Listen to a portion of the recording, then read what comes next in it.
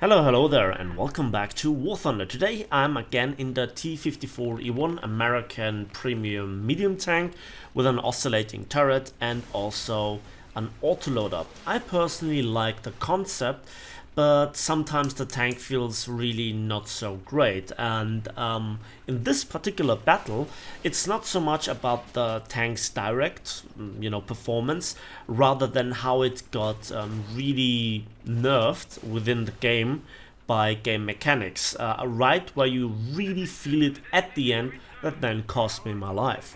What I'm talking here about is injured crew members. Now, let's say you get shot at and your armor kind of takes the most of the energy out of the enemy round, or like a very punctual damaging round like an heat shell is just not completely hitting your crew member and he gets injured.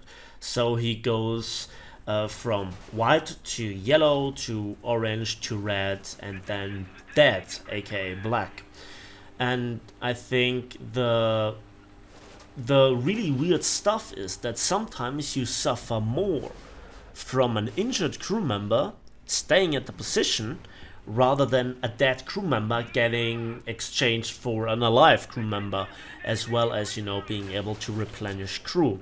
In particular, it's very noticeable when you are when the driver is injured, because the tank feels like it gets overall nerfed in turning, accelerating, gear shifting time.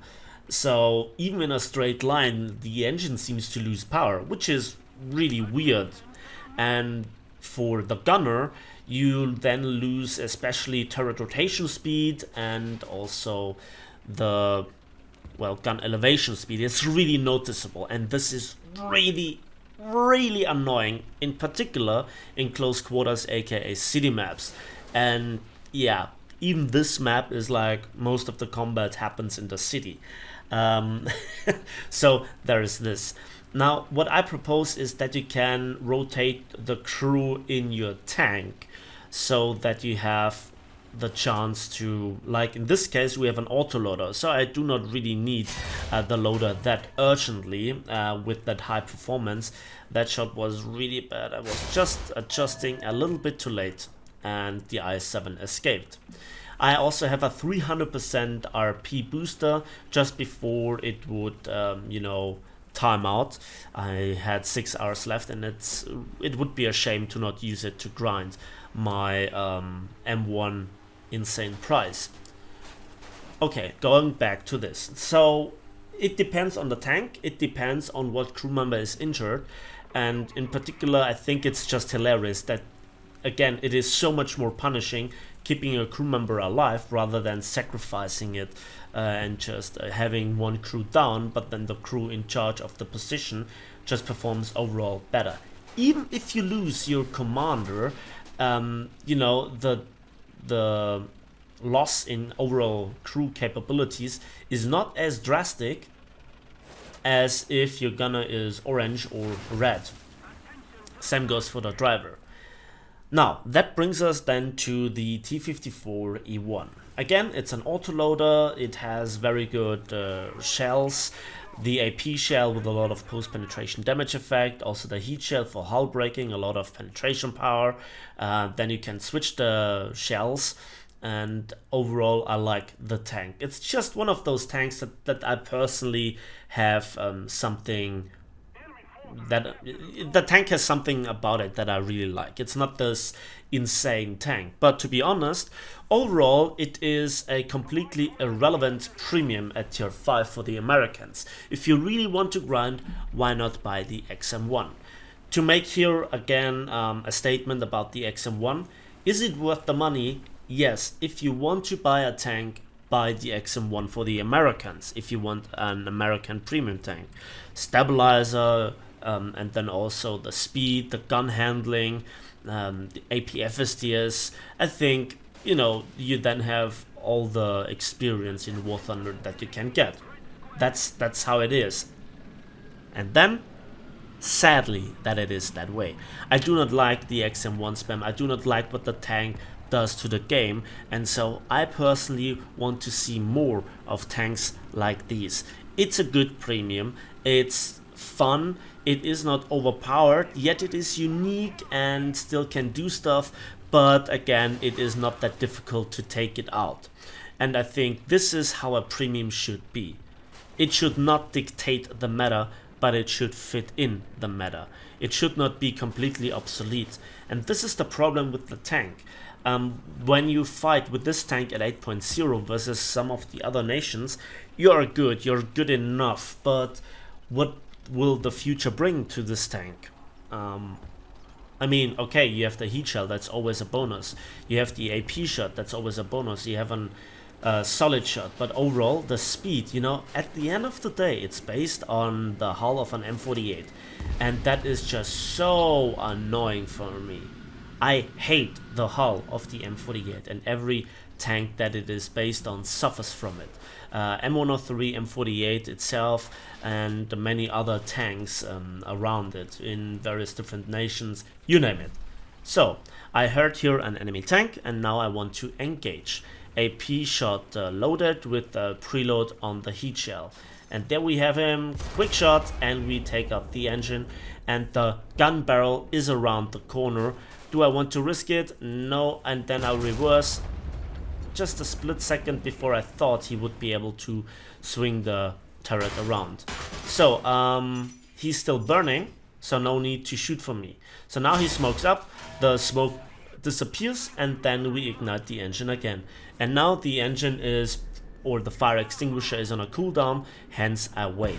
And I want to make sure that he dies. He shot and then he bailed out, I guess. So I used the situation. Then actually the capture zone that I just captured is decapped again. And then we just have the annoying engine sound. We have the annoying lack of acceleration. I preload here a heat shell. Again, very annoying that I have to empty the barrel. I think this is one of the most annoying game mechanics that there is. And if anybody has a vague idea how it worked, I've heard it was possible to exchange shell types once they were in the barrel. Let me know in the comment section. Some say that it was hilariously dangerous, others say it was no problem at all. But I think in War Thunder, as a game, you know, that is close to reality but not always directly on it, I think I would gladly sacrifice this. So 50 cal failed to penetrate the side of an object 906, so I hull broke him. With the heat shell. This is why the heat shell and the AP shell are always necessary to carry both shell types with you. Back to the T54E1. So at the moment you can see how the tank performs. It's not a complete slouch, but it's not, you know, the top performing tank that there is. But it doesn't need to be. As long as the gun is working, I'm fine with it. We will see this later on. Again, the battle was very long and intense, but you know, I gladly have a good battle, and I want to really play this game, and I want to make the most out of my 300% RP booster. 3 kills, 1 capture zone already. Let's make sure that I get the second one. The position I'm in is the best that I can get into, because I can have my gun pointed at where the enemy is the most likely to appear, but I also can look around the corner and see if somebody is coming from the other side.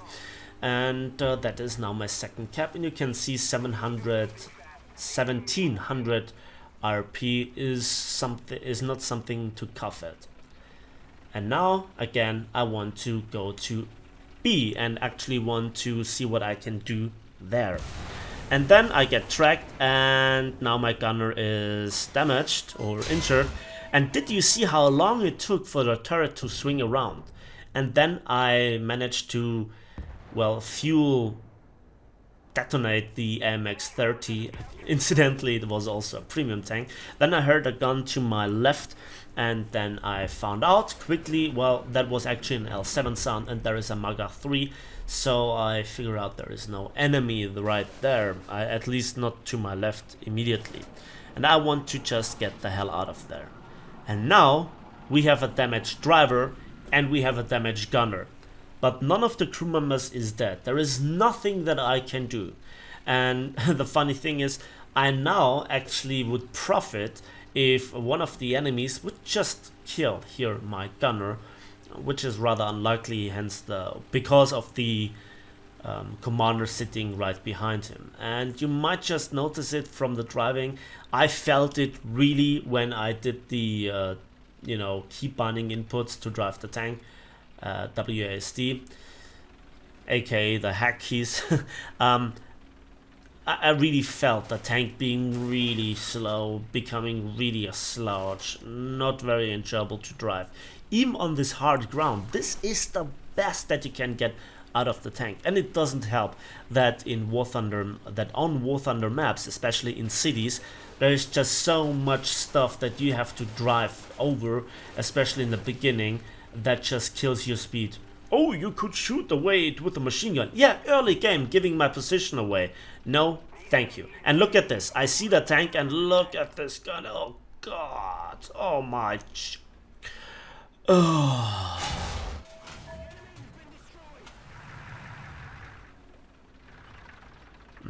Interesting. And then here again, look at this. The gun elevation speed.